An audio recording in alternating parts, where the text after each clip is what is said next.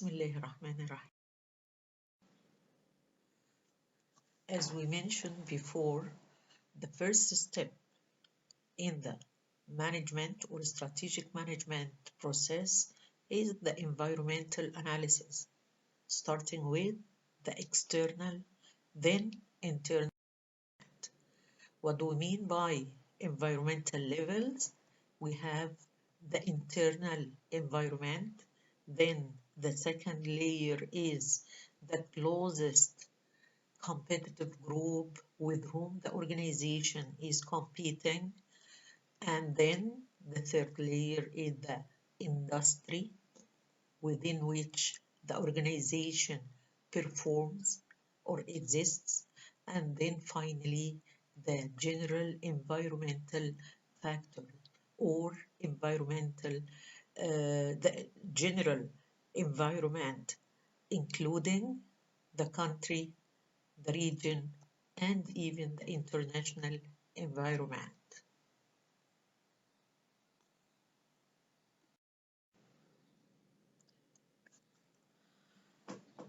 We have done with the general environmental analysis in the last lecture. Now we come to the second layer, which is the industry, scanning or analyzing the test environment. The industry represents the direct environment surrounding the organization.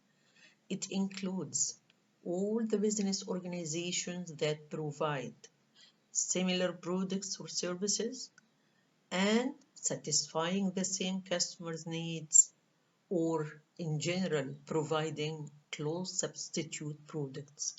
So what do we mean by industry? It's a set of organizations. Organizations doing what? Providing similar products or services to ours, targeting the same customers, satisfying the same needs, which means their products represent close substitutes for our products. So this set of similar organizations are considered as the industry or task environment. Both the general and task environments must be monitored, analyzed to detect the strategic factors as we mentioned before. What are these strategic factors? The strategic factors that are likely to have a strong impact on our success or failure in the long term. As we mentioned, the 4 items of internal and external strategic factors: strength, weakness from internal, and opportunities and threats from external.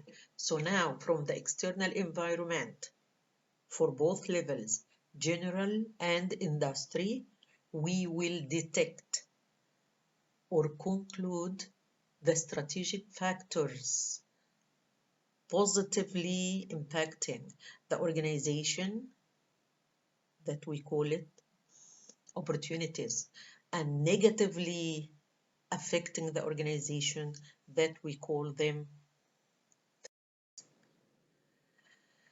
Talking about the industry in general, we have to analyze or getting data and analyzing 5 categories of information and data. Number 1, the structure of the industry. It's an image or a photo, static diagnosis for the current and expected industry. Coming to the second stage, as a dynamic process, the industry has life cycle, such as any living organism. So we have to analyze the stage or the current and expected stages of the life cycle of the industry. Then coming to the most important factor, which is the economies.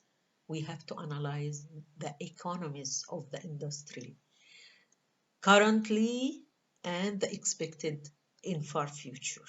So now we have analyzed the structure of the industry, the stages of its life cycle, and the economies of the industry.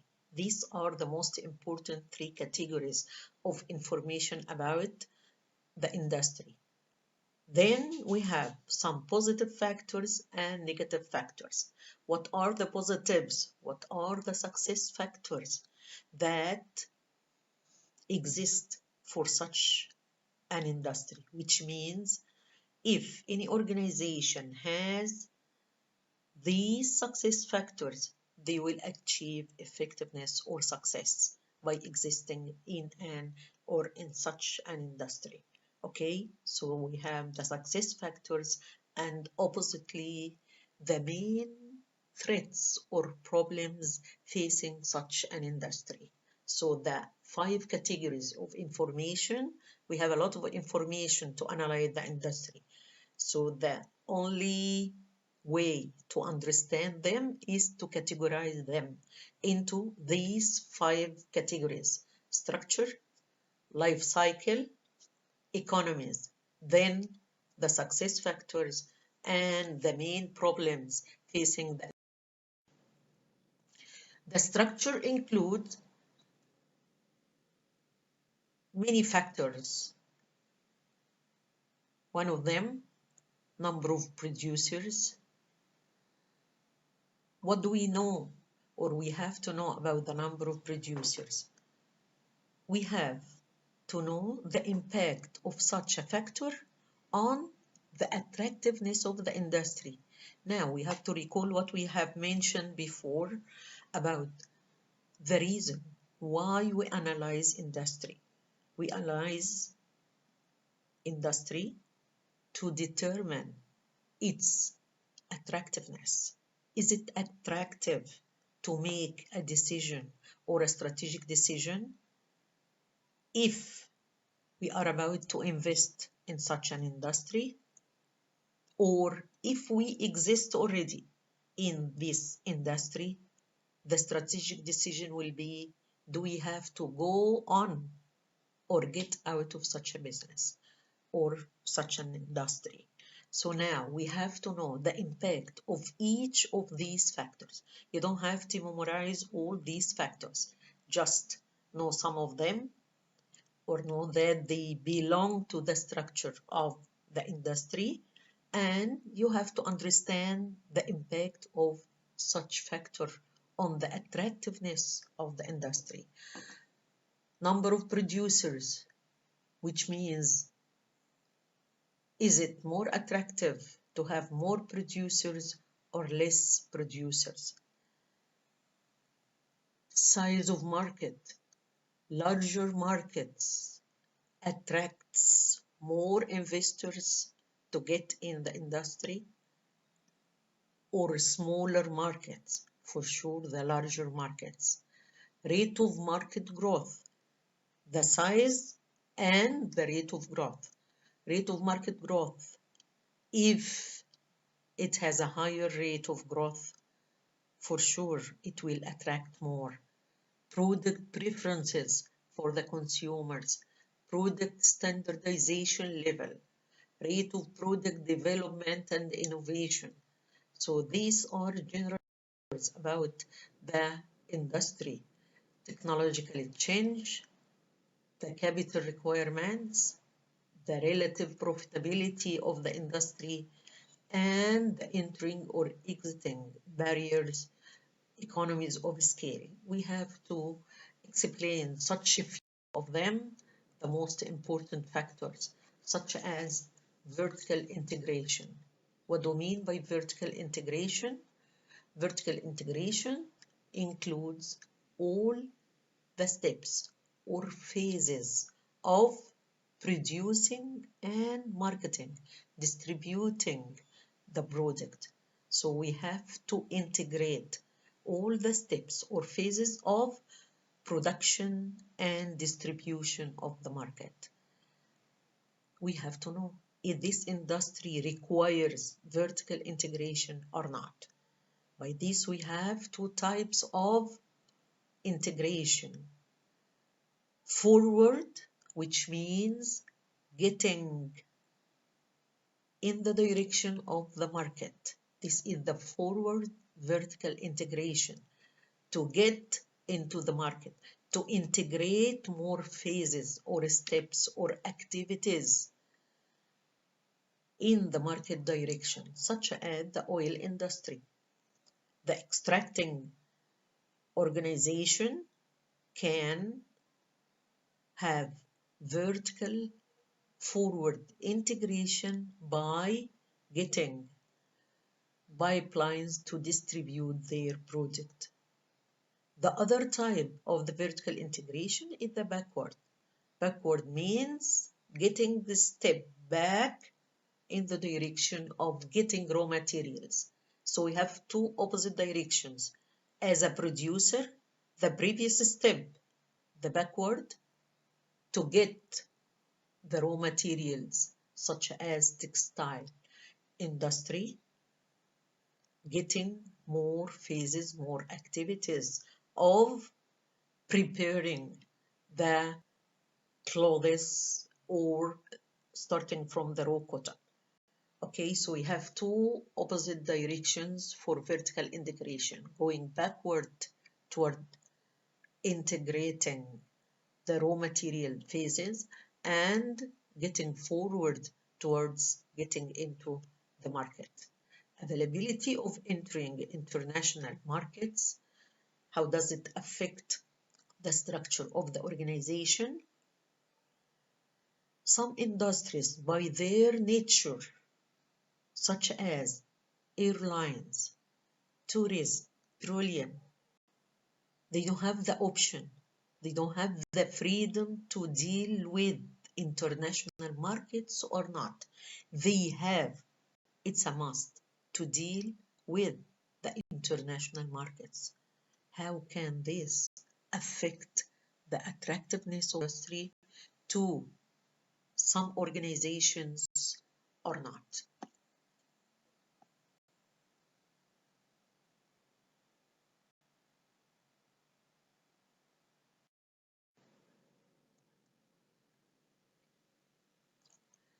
As we mentioned before, the factors included in the structure of the industry include the market, size, and growth. Now we are trying to categorize or group all these factors in less number of items. Items regarding market, size, and growth. Entering and exiting barriers, which means all the requirements such as capital requirements, technological instruments or advanced technology, or using high experience people, all these represent entering barriers, which means they make it more difficult to get into the industry. The same way, these barriers represent high walls for such an industry, which means these high walls will prevent the external people from getting in, and at the same time will prevent the people existing in the industry already from getting outside. So they are barriers for entering and exiting. For example, investing in very advanced or expensive technology, this means that we cannot easily liquefy our assets and getting out of business. We have invested a lot already, so we will lose a lot if we exit an industry. So the barriers are considered the same for getting in or getting out from the industry. vertical integration, as we mentioned, relative profitability, and the economies of scale. What do we mean by economies of scale? Which means some industries require producing in very large quantities of production to achieve economies of scale. So firstly, we must have, or we must start with, larger market share that enable us to produce large production, mass production. If we produce very large quantity or large number of units, this means that the cost per unit will be less. Why? We can achieve some savings from variable costs and specifically from fixed costs that will be assigned or allocated or distributed on more units. So the share of each unit from the fixed cost will be less. So by this we can achieve economies of scale, of large scale. Okay, for sure, the industry that have the aspect of large scale economies will not be easy for any organization to get in. And finally, the international markets. These are some grouping for the previous factors included in the structure of the industry. As we mentioned before, the only way to get all the details included in the level of industry analysis is to group these into related items. The second item or factor related to analyzing the industry is its life cycle. So we have some affecting factors such as the rate of growth. The higher the rate of growth, the more attractive the industry will be. Consumers and buyers changes, even in their preferences, in their incomes. This make it more difficult to get in the industry. Innovation and new discoveries. The more innovation and the more discoveries, the more difficult this industry will be. Entering and exiting of main organizations can change all the rules of the competition in the industry, which makes it more or less, in general, less attractive or more difficult to deal with. Changes in cost structure. The higher these changes, the more difficult to get into the industry or the less attractive it will be. And having new legislations make it more complicated or less to deal with or to get in. Economies of industry. What do we mean by economies? We have the triangle of the three corners of price, cost. Both of them define or determine our profit. This means that we have to analyze all the factors related to pricing. What are the factors affecting the pricing? So are we free to set our price at the required level, or we have some governmental interference? The cost, the factors affecting the cost. Can we have some advantage in lowering our cost compared to our to other competitors or not? So we analyze the three main factors that determine the economies of the industry or that determine the level of expected profit if we get or if we stay in an industry. Then The fourth factor is the success factors. The success factors depends on some financial and competitive success to be achieved. We have to have, which means the organization that targeting to achieve better competitive situation and some financial success levels must depend on some factors. What are the factors that are common in most industries? Number one, product development and innovation. What is the example for such an industry? The electronic industries. The main aspect for such an industry is innovating and developing their own products. Mobiles, also car industry. So this means it will be more difficult for most of the investors to get in such industries. Also, we have another success factors for some other industries. After sale services. The organization that can have advantage or uniqueness in providing after sale service for some industries can get or achieve the success or effectiveness. Thirdly, some other industries require to be located everywhere or very close to their consumers.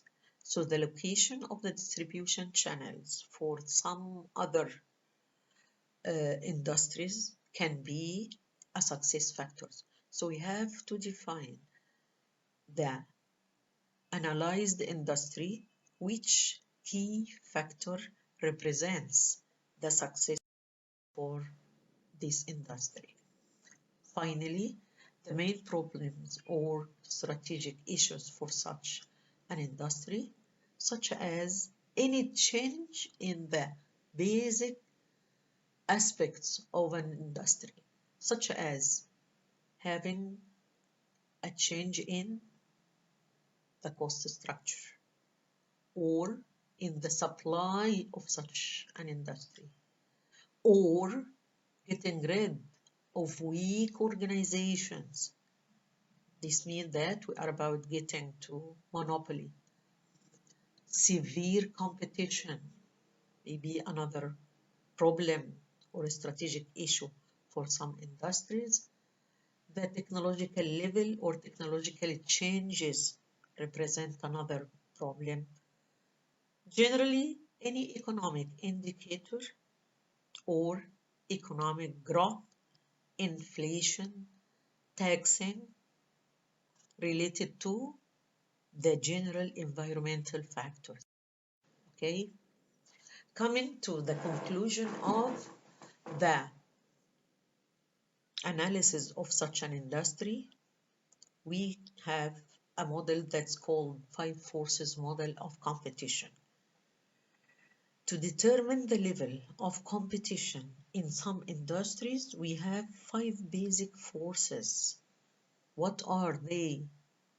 Includes characteristics that determine the industry's profit potential, the potential success if we exist in such an industry based on the competitive situation that is affected by these 5 forces. So by studying these forces, the organization can find the position in an industry where it can do what? It can influence the forces in its favor, and this is more difficult.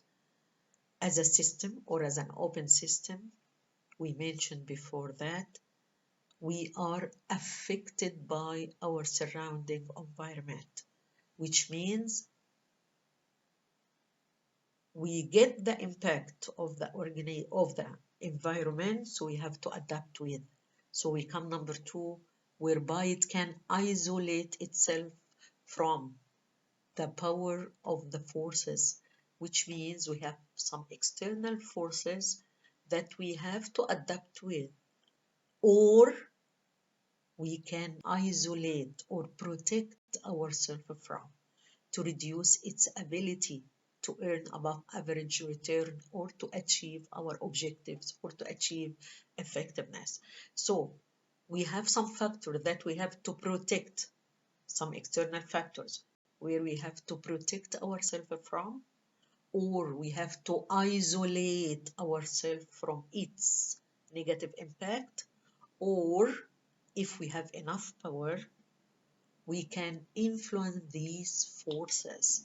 The organization will affect these forces for their own interest or their favor. The five forces.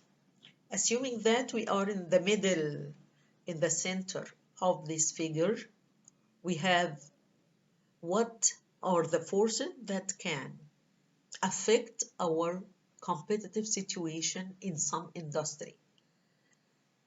We have two stages, the previous stage and the next stage after the production, assuming that we are producing in the middle of this chain.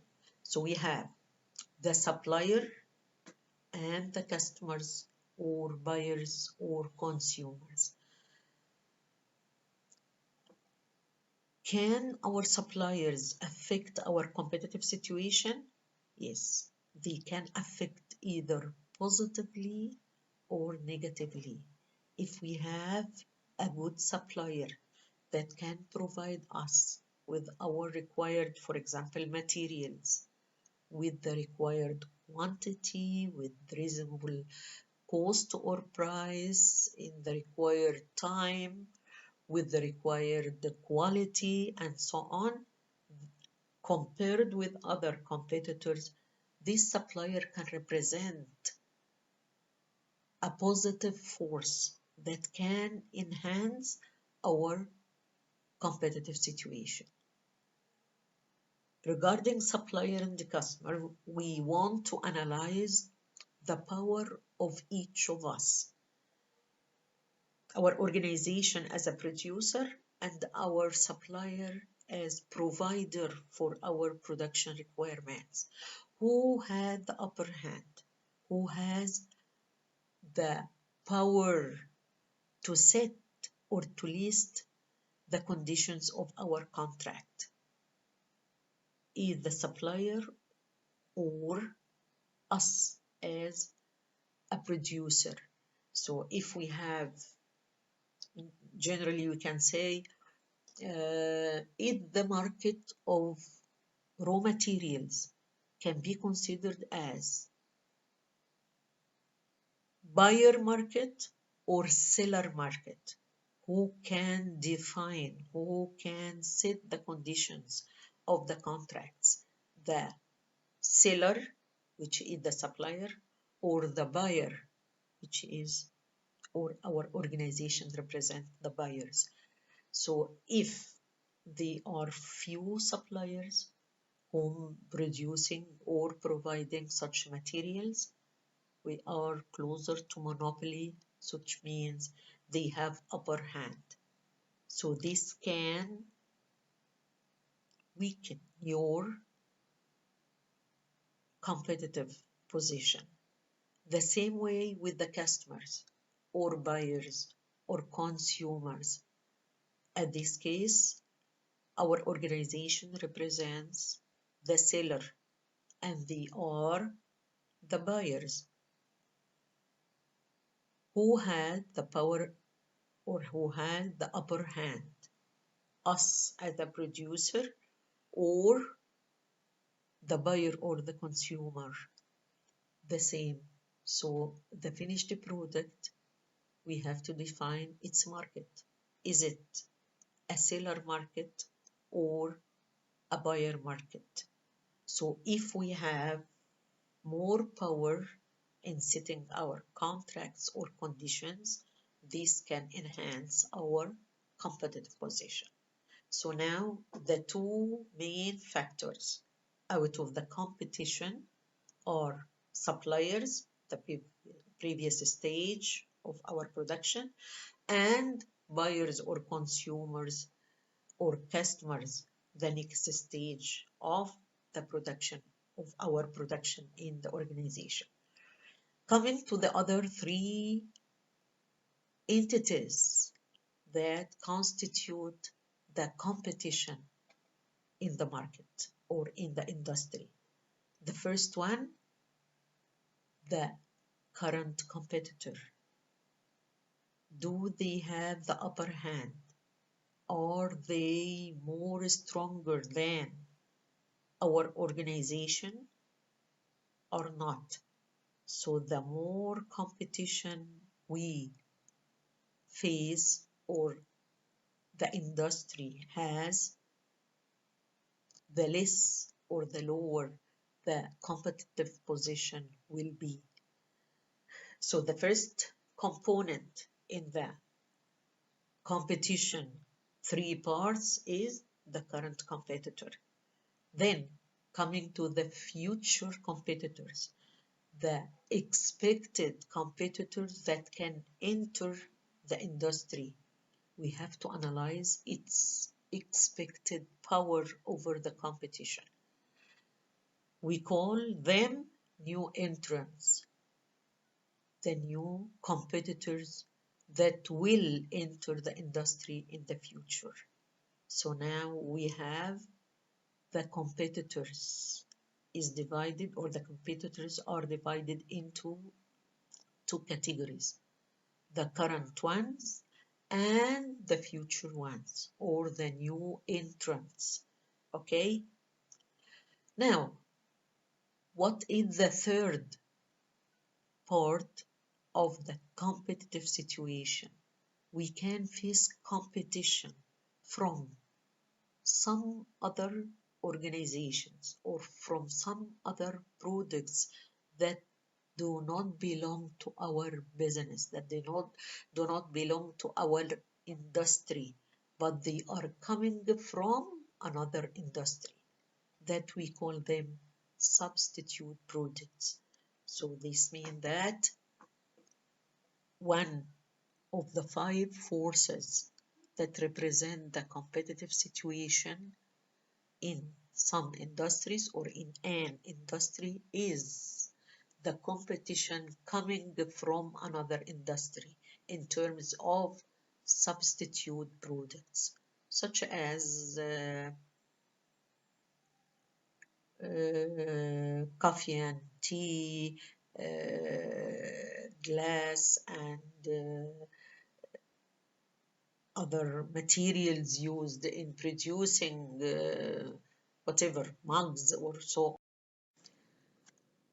The conclusion in general, to determine the attractiveness of the industry, the stronger competitive forces are, the lower the profit potential for an industry's firms will be. It's a general or true relationship. The more competition the industry has, the less probability or the less potential to achieve success or to achieve effectiveness for the organization and industry.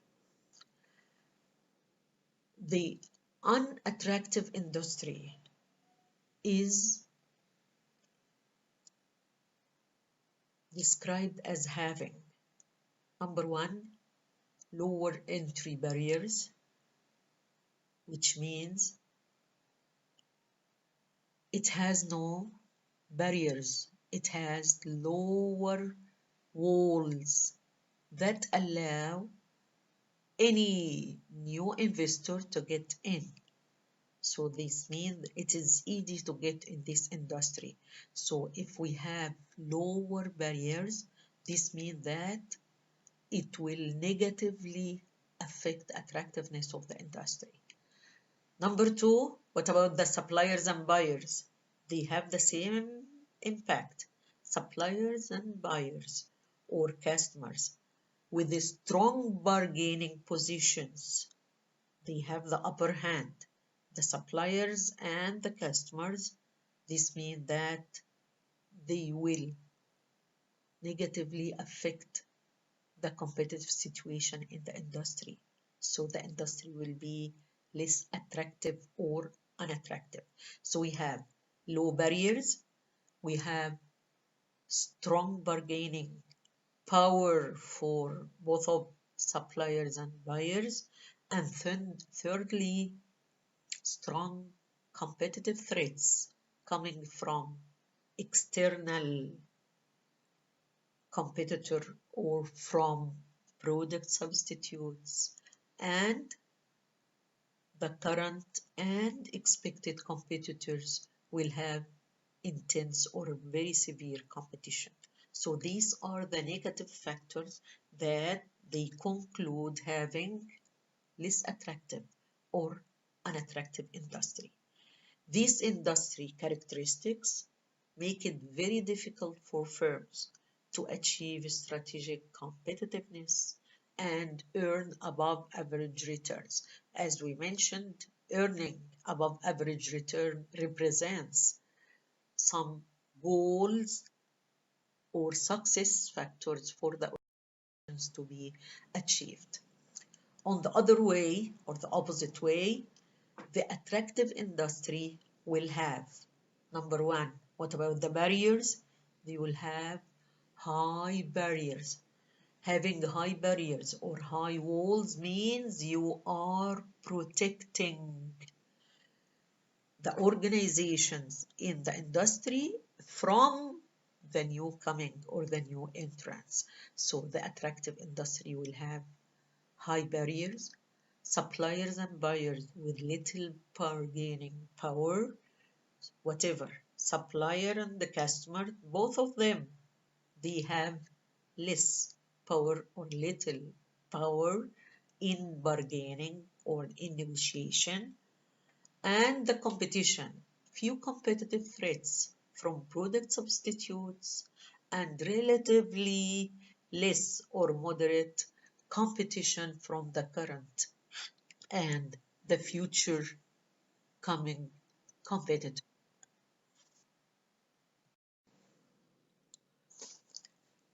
Now, we have discussed two levels of the external environmental layers or factors. Number one, the general environment. Number two, the private environment or the industry.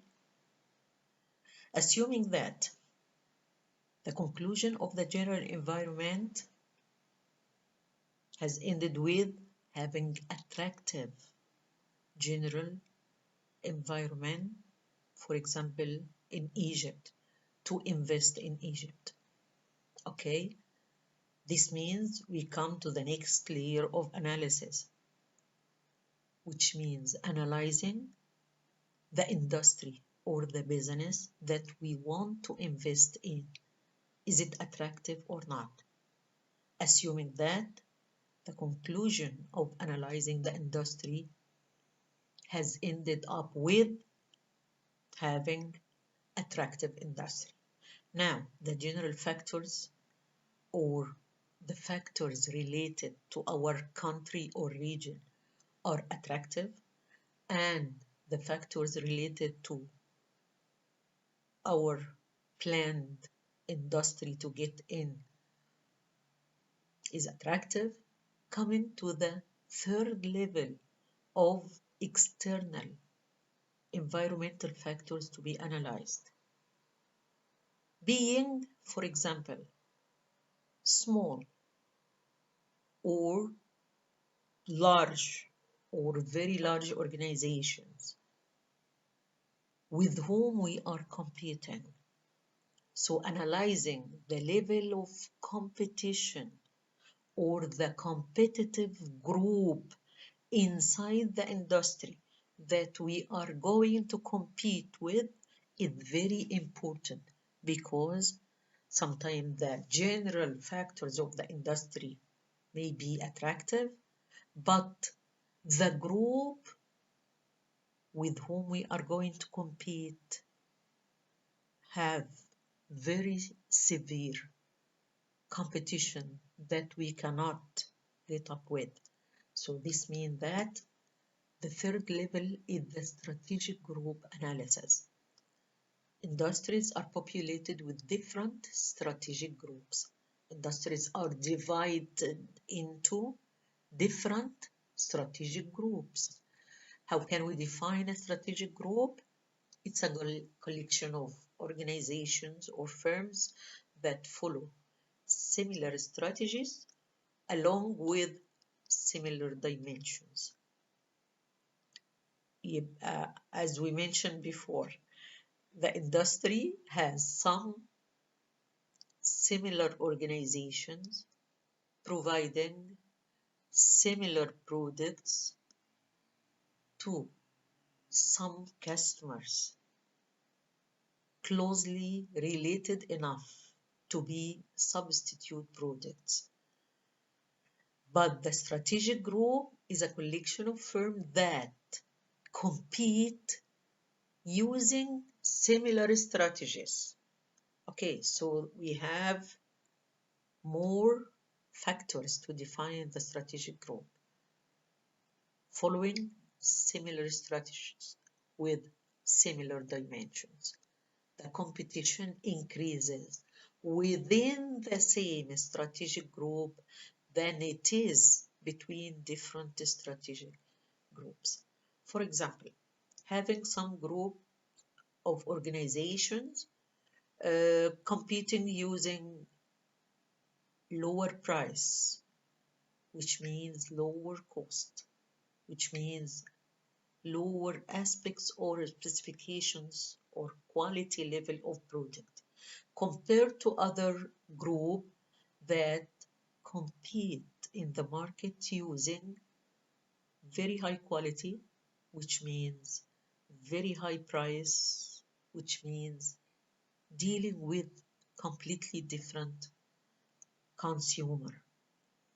So we cannot say that both categories, both sets, both groups of organizations, we cannot say they are competing with each other. Since one is focusing on lower price, lower quality, the other focus on higher quality and higher prices. So they are not competing with each other. So they don't belong to the same strategic group. So this is why we mentioned that competition increases inside, within the same strategic group than it is between different strategic groups. If we are selling high quality product at high prices to some elite of consumers, we are completely different from the other organization producing similar product or the same, maybe selling t-shirts. So, but to another consumer at very low price, at very low level of quality, at some other different distribution channels. So we are not competing with each other. Even both organizations are producing, for example, t-shirts. Okay. The competitors analysis include or informs an organization about the future objectives, or we have to get these data about the competitor, getting or we have to know their future objectives, their current and expected strategies in handling or dealing in the market, their assumptions or premises, their capabilities or capacities or resources of the companies with whom it competes directly. So to analyze the strategic group, we have to collect data about our direct competitors. What are they doing now and what is expected to be done in future? the same way we analyze internally the internal environment, similarly, these data must be collected about also our competitors. So the conclusion of the external environment analysis is to define our key strategic factors, which is opportunity. Let's say it other way. We define the key factors affecting our organization at the general environment level and at the industry level and at the competitive group situation. At these three levels, we define the key factor that will affect us positively and negatively. And then we expect its future behavior. So we don't care or we don't focus only on the current key factors in the three levels of the external environment, but we focus on their expected or forecasted future behavior. Okay? Since we categorize these key factors into positive impact factors and negative impact factors, we call the expected or the current and the expected external environmental factor that will affect on our organization positively, we call them opportunity. And then the other category, the key strategic factors from the external environment currently and in the future that can affect our organization negatively, we call them threats. So the opportunity or an opportunity is a condition in the general or external, general or industry or competitive group in the external environment that may help an organization achieve strategic competitiveness, having better competitive situation or achieving success or achieve its goals. The other negative impact factors called threats is a condition in the general or industry or competitive group or general in the external environment that may prevent the organization from achieving their strategic goals. Now we are done with the external environmental analysis, including the three levels: general level, industry level, and competitive group level. So the external environmental factors include three levels to be analyzed. Coming now to the other side of the external, which is the internal environment. Mainly, we mean resources, capabilities, and core competences. We will define the meaning of each very soon. By studying the external environment, it's a very important rule to be known. By studying the external environment, organizations identify what they might choose to do, what is available to choose from. So the external factors define or determine what is available for us to choose from, but studying the internal environmental factors define what we can do, what is available for us to choose from the external environment, and analyzing the internal since it's related to our capabilities, our capacities, our resources. This determines what we can do. Okay? In the 21st century landscape, in the modern management, traditional conditions and factors including labor cost and superior access to financial resources and raw materials, having some physical resources. The advantages of having physical resources, having lower cost, having some financial capabilities or resources, having enough money, having enough raw materials can still create a competitive advantage for the firm, but it's not the whole story. However, these factors now lead to a competitive advantage in a declining number of instances. The general say that we have mentioned before, who is more powerful, who is the greatest, the one who owns has physical resources, or the one who knows. It used to be the one who owns money, owns some materials, owns oil, having lower costs, but now it's not valid anymore. The one who knows has the upper hand in the world.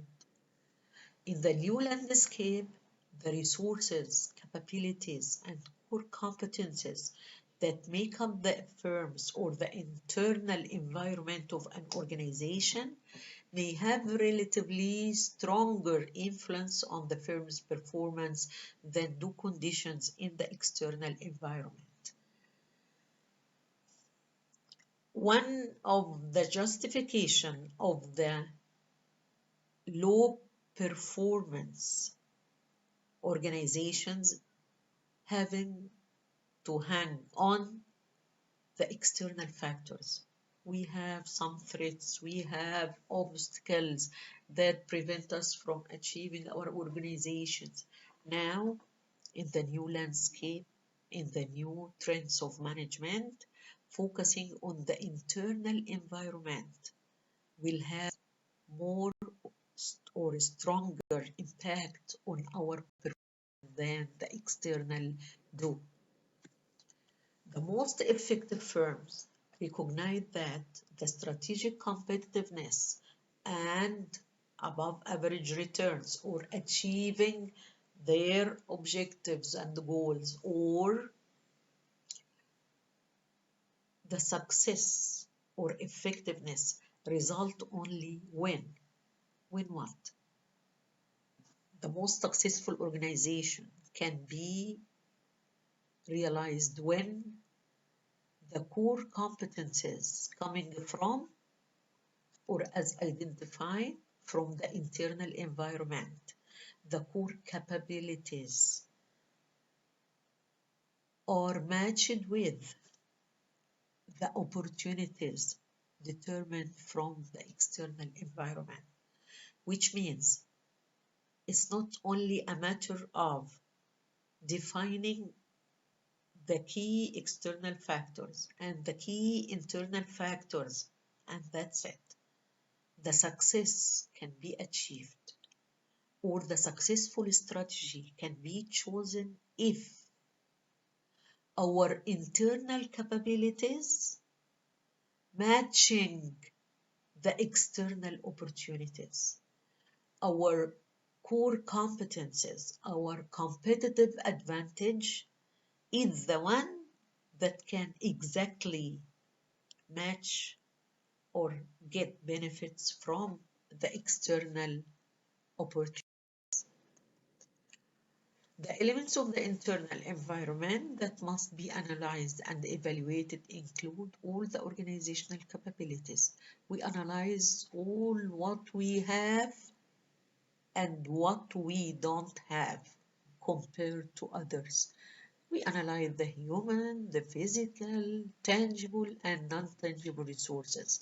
So it covers the organizational functions, how to analyze the internal environment, we have some classical or traditional approaches regarding analyzing the organizational functions, including the production function, the marketing function, the financial function, the HR function, the logistics, and so on.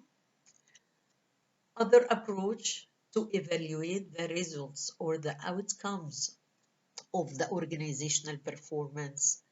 And thirdly, to determine how to benefit from the results of the internal environmental analysis. Okay, so firstly, we analyze all the factors included in each sub-activity or sub-function or subsystem, evaluate the outputs or outcomes of such system and its subsystems, and then think about how to benefit from the results you have from the environmental analysis. Firstly, the function analysis, and we have done with this in previous grades, studying the marketing. All the aspects of the marketing function must be analyzed. Marketing research, distribution channels, you remember the 4 P's, promotion, product mix, and so on.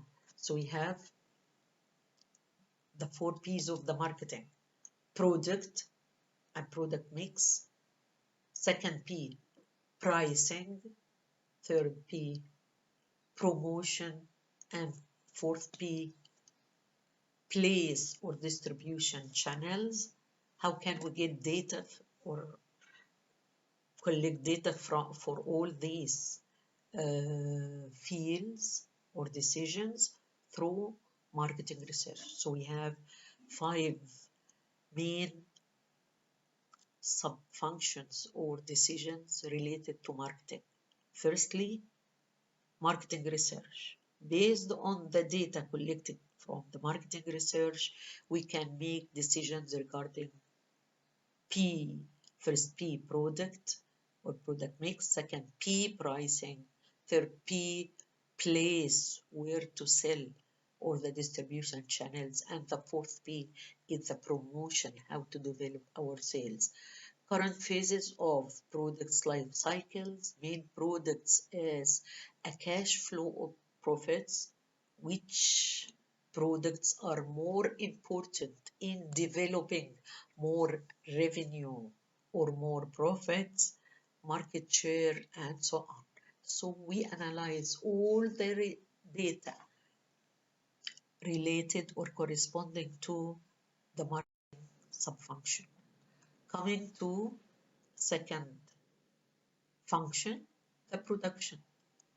We have to analyze all data related to facilities, its size, its age, its location, the machines inside the facilities, the machines, systems of production, planning and control, production, fixed and variable costs, the raw materials, its availability, its suitability to our product, and so on.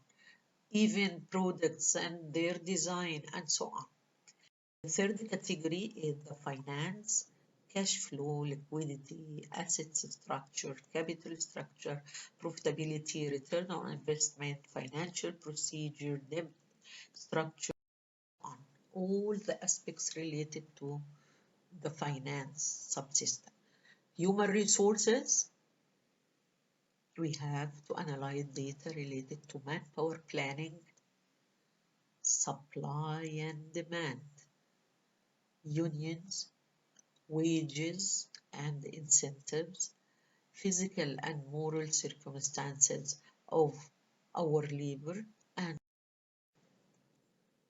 these are, or there are other factors to be analyzed, such as organizational structure. Is it appropriate? Is it suitable? its relationships or communication system, the organizational levels. Do we have a tall organization that lower the connection time or the communication time, or we have a flat one that reduces the communication time and reporting time? Values and ethics of top management is important because they affect the culture of the organization.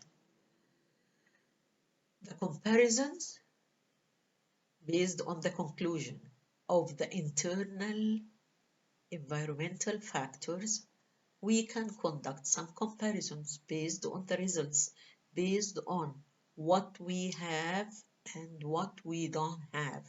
We have to compare using some ratios analysis, progress of productivity compared with our historical performance, which means comparing the current outcome, the current ratios with maybe the past ones or the historical ones or the previous performance, or we can use or compare the current performance ratios with the future one.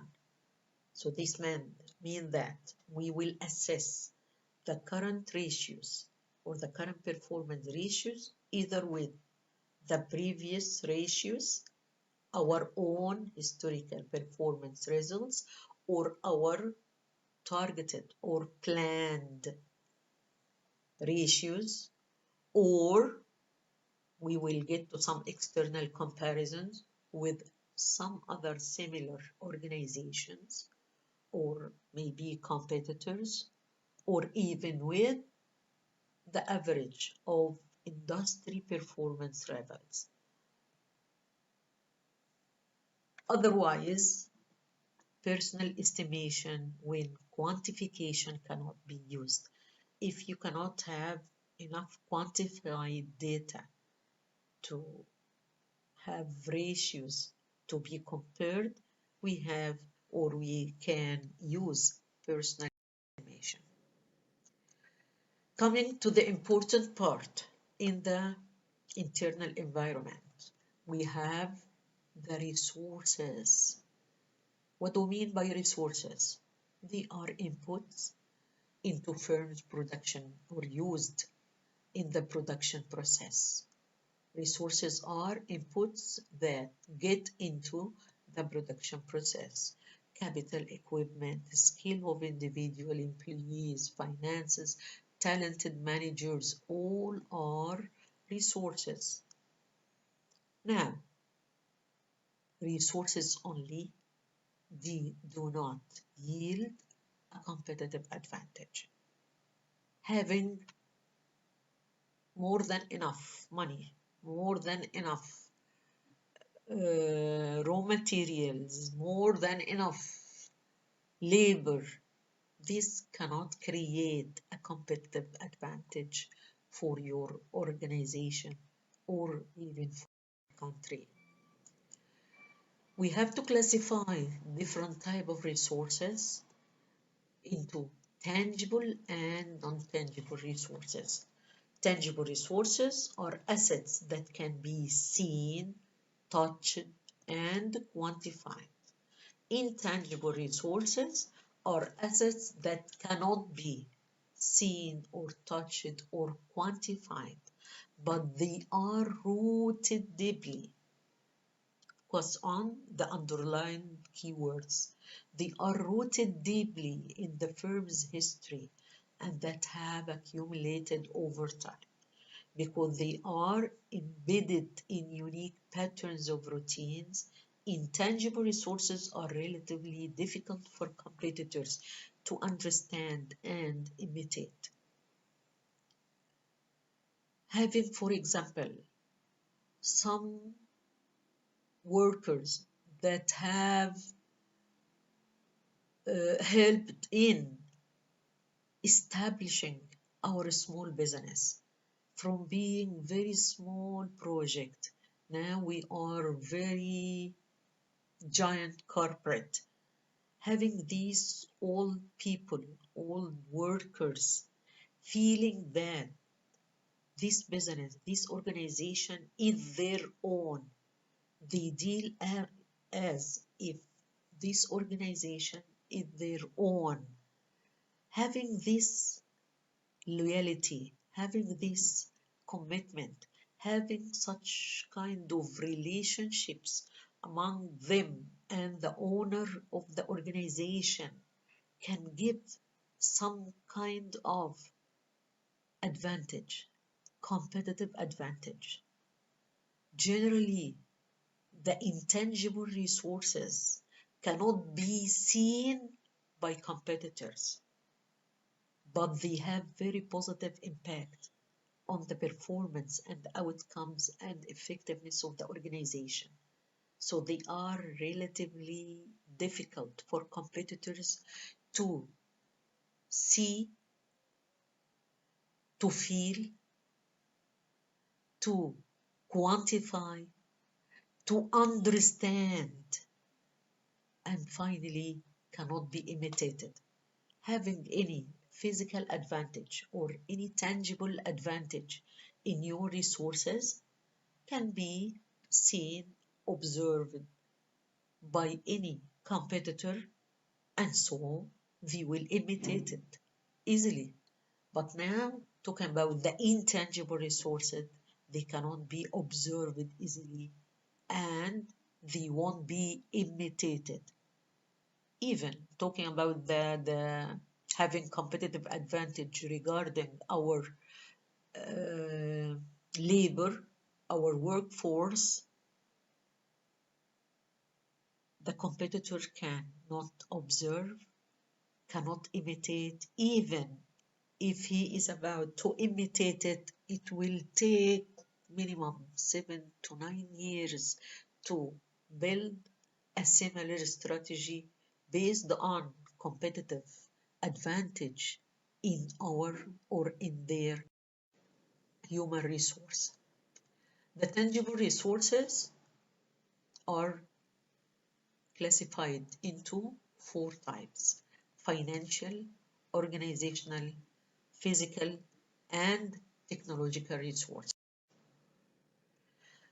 Firstly, the financial resources. What do we mean by financial resources?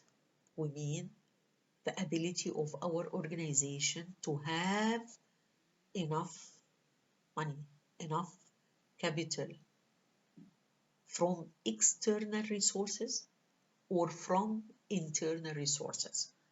So the first item is the ability of the firms to borrow, the capacity of the firm to borrow, borrowing capacity of the organization, which means its ability to generate external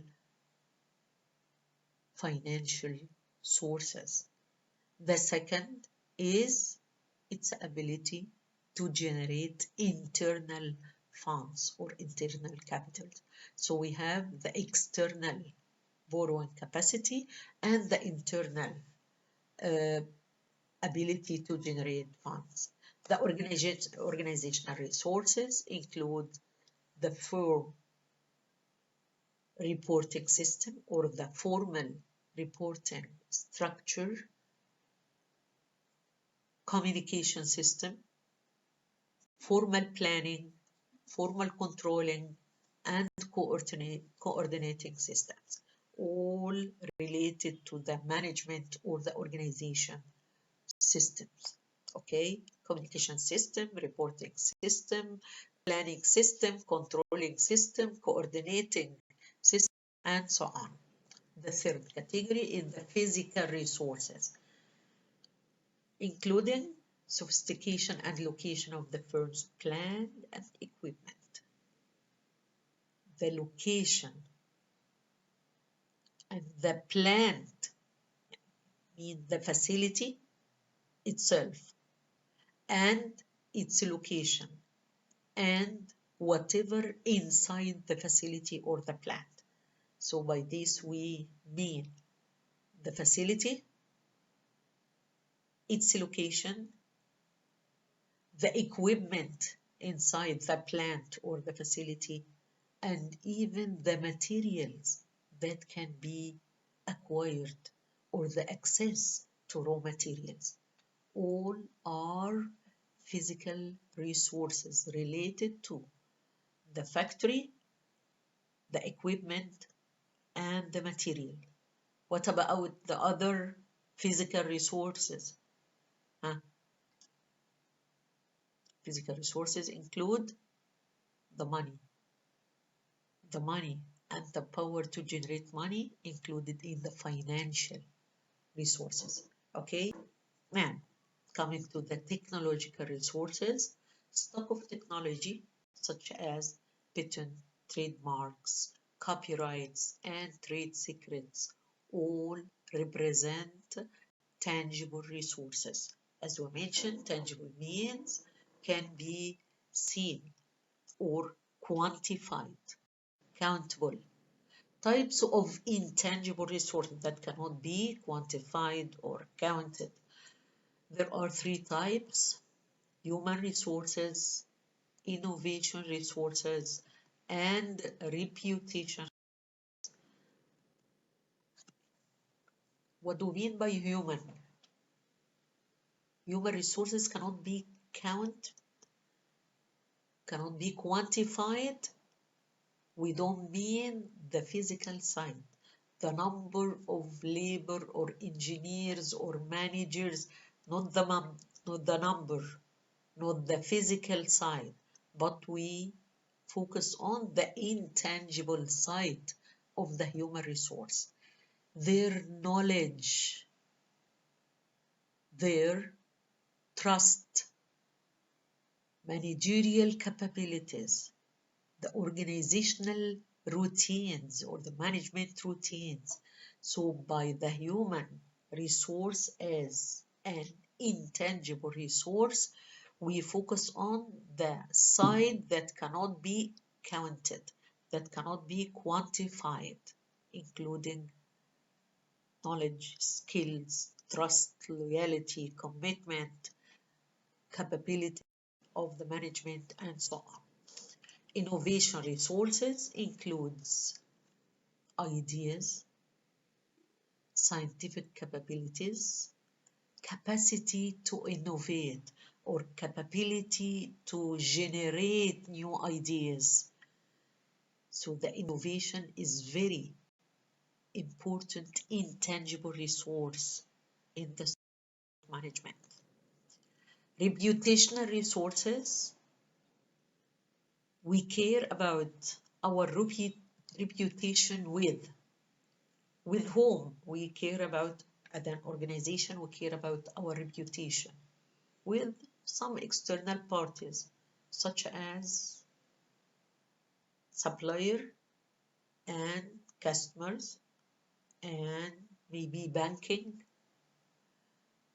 Regarding the banking and financial organizations, this side is included in the financial resources. Okay, now we come to the reputation with customers, represented by brand name, perceptions of the product quality, durability, and reliability, and underline perceptions of product quality. We don't say product quality, durability, reliability, because quality is measured by reliability of the product and its durability. These are measurements or criteria to measure quality. We don't say product quality. From our view, from our concern, but from the customer's view, how they perceive the quality of our product.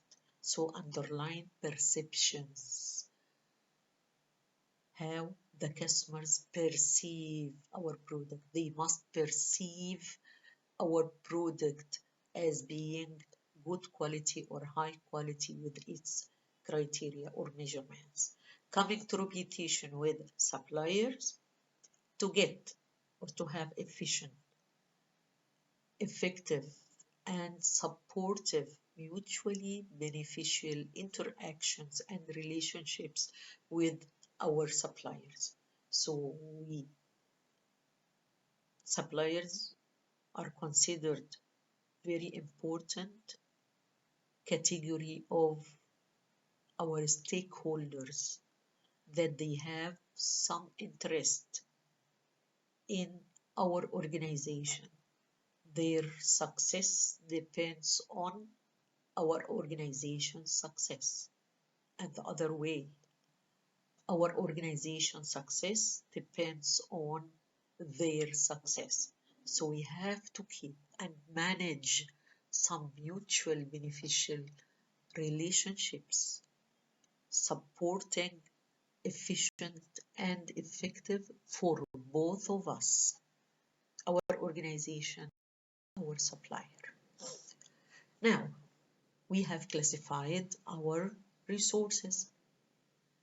Regarding the competition, can we consider all resources able to create some uniqueness, to create some competitive advantage? How we use each of our separate resource. Capability is the capacity for a set of resources, group of resources, to integratively perform a task or an activity. يعني هنقول كده بالعربي شوية. على سبيل المثال، احنا عندنا موقع متميز، ده ريسورس عملنا بيه ايه عشان يدينا better competitive advantage في صناعة السياحة، في صناعة النقل الجوي، في صناعة whatever. يبقى إذن أنا بقول إزاي أستخدم الموقع مع الآثار، مع المناخ، مع البرامج السياحية الجيدة، الباكج دي كلها مع بعضيها، دي اللي بتخليني أحول الريسورسز اللي عندي تبقى capabilities. So capability means how to use a group, how to integrate a set of resources to be used together in one package in performing some task or some activity to give you as an organization, to give you some advantage. Through continued use, capabilities become stronger and more difficult for a competitor to understand and imitate, which means the longer time you use a successful package of resources in a successful way, you become more stronger than others, than competitors, which make it very difficult for them to understand and imitate. So the earlier, the better in the success role. Being the first to do or being a leader to do can build a capability. So the earlier steps in such a way can create capability, such as Amazon. Amazon.com has taken the retail market because it was the first organization to sell books on the internet, which gave them more advantage. Why? Because of this, Amazon has developed important capabilities for marketing and distributing books online. So they have a very successful package or set of resources used together in selling and distributing online books. Barnes & Noble tried to imitate Amazon but they couldn't. Why? Amazon still enjoyed the advantage of being the first mover. So having the first mover can push you ahead in the success road to get advantage over your person. Core competences. What do we mean? Core competences are resources and capabilities that serve as a source of competitive advantage. So the resource and capability that can create uniqueness, that give you better advantage, that give you competitive advantage over others can be considered as core competencies. So competencies are special abilities, special qualifications, special capabilities and resources owned or possessed by an organization that make them can face pressures of competition in the marketplace. Not all the firm's resources and capabilities have the potential to be the basis for competitive advantage. Not all resources can be used to give uniqueness, to give competitive advantage over competitors. This potential is realized when resources and capabilities are. We have 4 conditions, okay? If they exist, we can change the resource or the capability to be core competencies, to be valuable, rare, costly to imitate, and non-substitutable. So the 4 conditions for any resource or capability to be used in creating competitive advantage to have the 4 conditions: valuable, rare, costly to imitate, and non-substitutable. What do we mean by a resource to be valuable? Resources are valuable when they allow a firm or organization to take advantage of opportunities or neutralize threats in its external environment. Using other words, how to explain it? How can we consider a resource or a capability to be valuable? Valuable if it matches with the key external factors. What are the key external factors? Opportunities or threats.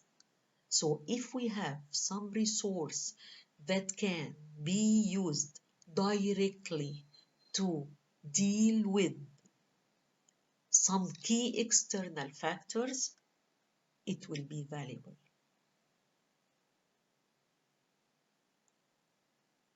For example, having a heavy coat in some cold days means you will use this old coat to protect yourself from some external threat. So this resource matches the external threat, so it can protect you or neutralize threats in the external environment. But having this heavy coat in some hot days will not be useful.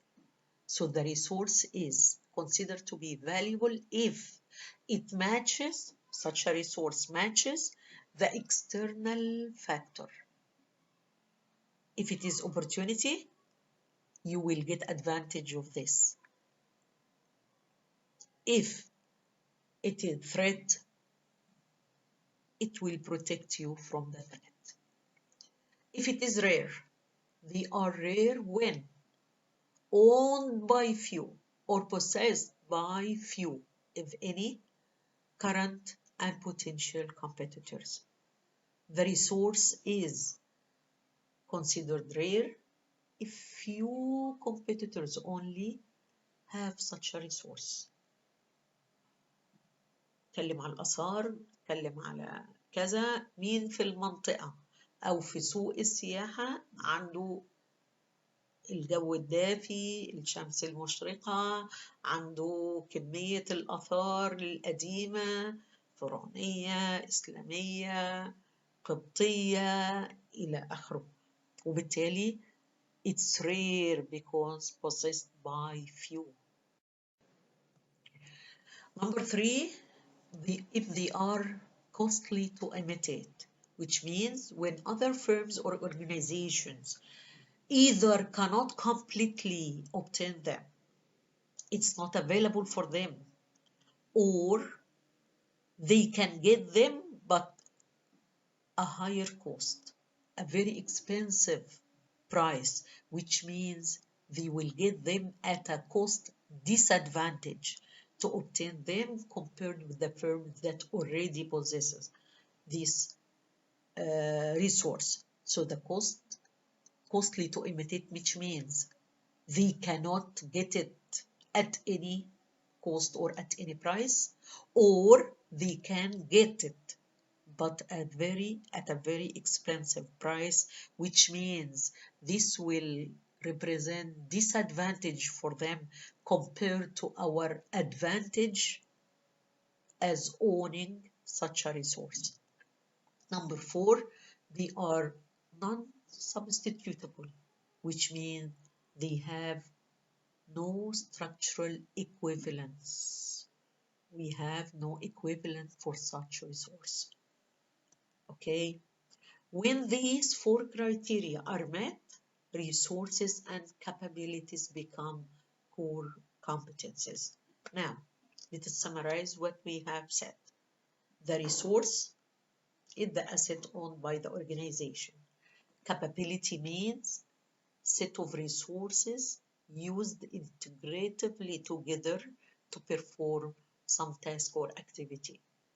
Core competences means having the 4 criteria or conditions in our resources and capabilities to change them into core competencies or to use them in creating competitive advantage. So the competitive advantage is actually created through the unique bundling or set of resources and capabilities. Effective management of core competencies requires careful analysis of the firm's resources. يبقى to define exactly our core competencies that will be used in creating competitive advantage, we have to analyze resources, inputs to the production process, and capacities for teams or sets or packages of resources to perform a task or activity in an integrative manner. Only when a capability is valuable, rare, costly to imitate, and non-substitutable, it is a core competence and a source of competitive advantage. Now we have understood what's the meaning of resource, capability, core competence, and competitive advantage. Increasingly, based on that, employees' knowledge is viewed as perhaps the most relevant source of competitive advantage. What are the different most common sources of establishing or creating competitive advantage? Is it physical resources, owning physical resources, the one who owns, or the one who knows? So this is why they mentioned the employees' knowledge as being very important source for creating competitive advantage. To gain maximum benefit from knowledge, firms commit to finding ways for individuals' unique knowledge sets to be shared throughout the firm. Having some knowledge, having some experience in the minds of our labor, how can we manage that? This is what is called knowledge management. How to manage our knowledge. If these people are to retire or resignate, getting out of the organization or leave the organization for some reasons or another, by this we lose our intangible asset. We lose their knowledge. So the organization has to manage such knowledge, to get this knowledge to be circulated among, or to be available for the organization, to be available for our workforce whenever they need them. The Internet's capabilities affect both of development and sharing of knowledge.